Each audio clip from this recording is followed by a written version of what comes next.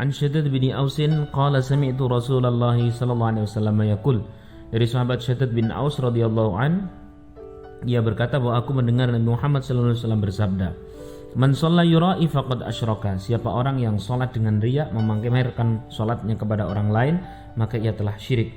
Wa man shama yura'i faqad asyraka. Orang yang puasa dengan riya, ia pun telah syirik. Wa man tasaddaqa yura'i faqad asyraka. Demikian pula orang yang bersedekah, yang sedekahnya itu mengharapkan apresiasi dari orang lain, maka ia pun telah syirik.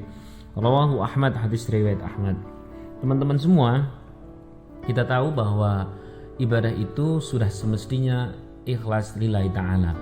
Kemudian apabila ada campuran-campuran di dalam hati kita selain kepada Allah, kemudian kita mengharap pujian dari manusia, apresiasi dari manusia, penglihatan pendengaran dari manusia, maka itu dinamakan riya.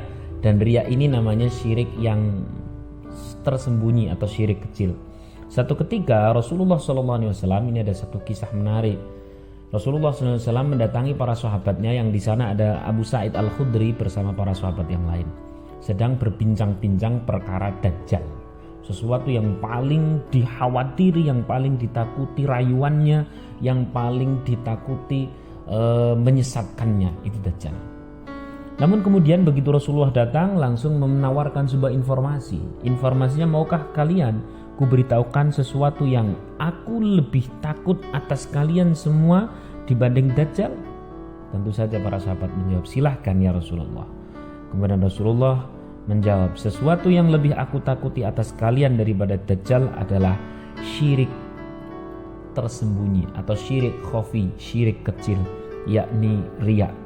Gambarannya adalah orang yang mengerjakan sholat ikhlas, namun kemudian sholatnya itu dilihat oleh orang lain, lalu orang tersebut memanjangkan, membagus-bagusi sholatnya, mengistimewakan sholatnya, dibaik-baikin begitu kurang lebih, maka itulah syirik kecil. Teman-teman semua, tentu hal ini bukan untuk kita menjustifikasi orang lain. Hadis-hadis seperti ini adalah hadis-hadis yang kita gunakan untuk memuhasabai diri kita masing-masing. Sebab soal ikhlas, riya, atau apapun itu istilahnya, bukan hak kita untuk menilai orang. Kita yang kita nilai adalah tentu diri kita sendiri. Ada sesuatu yang oleh Rasulullah dikatakan lebih bahaya dibanding Dajjal di dalam diri kita adalah ketika kita beramal, lalu kemudian amal kita dilihat oleh orang lain dan kemudian kita membaik-baikinnya, maka itulah yang namanya syirik kecil atau riya atau syirkul khafi. Nah, di sini pun termasuk sedekah. Maka ya silakan, mari bersama-sama kita muhasabah tentang sedekah-sedekah kita yang kadang menjadi lebih bersemangat, lebih berantusias, lebih kita baik-baikin pada saat mulai dilihat oleh orang lain, pada saat mulai dipuji oleh orang lain. Lalu solusinya bagaimana? Sebenarnya solusinya simple. Pada saat kita mau sedekah, ya sedekah saja lillahi ta'ala. Dilihat tidak dilihat orang sama. Kemudian orang yang sedekah dengan terang-terangan itu baik, boleh jadi untuk syiar. Orang yang sedekah dengan sembunyi-sembunyi itu pun baik, sama-sama baik. Dalam surah Fatir ayat 29 ada bahasa wa anfaqu mimma razaqnahum sirran wa alaniyah, bersedekah dalam kondisi sir yakni rahasia maupun alaniyah dalam kondisi terang-terangan. Itu sama-sama baik. Yang tidak baik yang tidak sedekah.